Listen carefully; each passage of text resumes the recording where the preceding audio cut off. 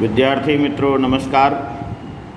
विषय हिंदी प्रथम भाषा कक्षा 10 निबंध नंबर 1 अनुशासन का महत्व। विद्यार्थी मित्रों, आपको ये निबंध लिख लेना है और निबंध दाहिने तरफ ही लिखना है और बाईं तरफ नहीं लिखना है।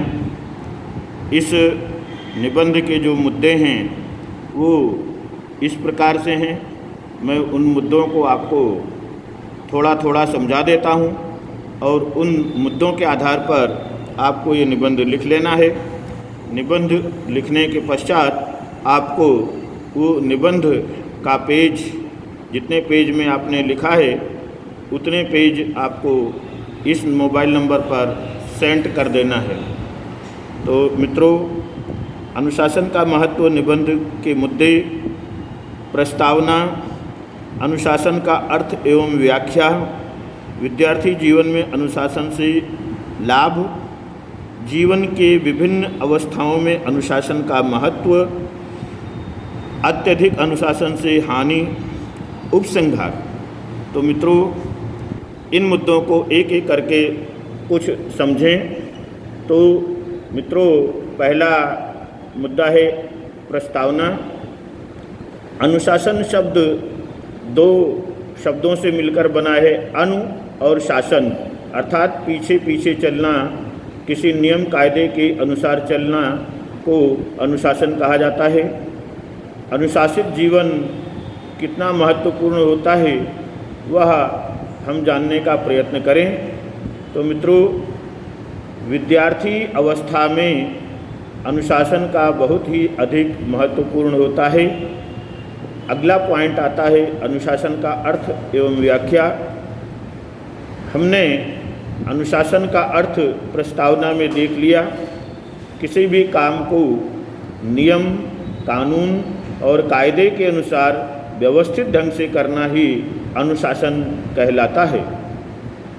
इसी को हम और व्याख्यायित करें तो विद्यार्थी अवस्था से शेष जीवन तक जो कायदे कानून के अनुसार काम किया जाता है, जैसे विद्यार्थी विद्या पढ़ते हैं, लिखते हैं और समाज उपयोगी कार्य के लिए प्रस्तुत होते हैं, तो वह अनुशासन की व्याख्या हुई। अगला पॉइंट आता है विद्यार्थी जीवन में अनुशासन से लाभ। मित्रों, संपूर्ण जीवन का आधार स्तंभ हम देखें तो वह विद्यार्थी जीवन है। जैसा हम विद्यार्थी अवस्था में अपने आप को ढालेंगे, पढ़ाई लिखाई में अपने आप को व्यवस्थित रखेंगे, प्रतिदिन पढ़ेंगे लिखेंगे, समय से उठेंगे, समय से पढ़ेंगे, समय से भोजन करेंगे और समय से स्वाध्याय करेंगे, तो हमारा विद्यार्थी जीवन अत्यंत ही तेजस्वी होगा। जब हमारा जीवन अत्यंत तेजस्वी होगा तो हम परीक्षाओं में सर्वोच्च अंक प्राप्त करेंगे। सर्वोच्च अंक प्राप्त होगा तो इससे हमें अच्छी डिसिप्लिन आएगी। अच्छी डिसिप्लिन यानी अनुशासन से ही हम विद्यार्थी जीवन में तेजस्वी बन सकते हैं और हम अपना मनपसंद क्षेत्र में जा सकते हैं। जितना लाभ गिनाया जाए उतना कम ही होगा।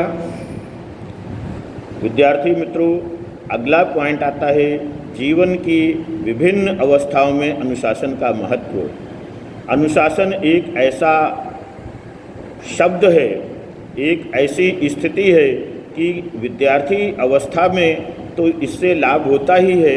हमारा करियर भी सुदृढ़ बनता है, मजबूत बनता है, हम आगे बढ़ सकते हैं।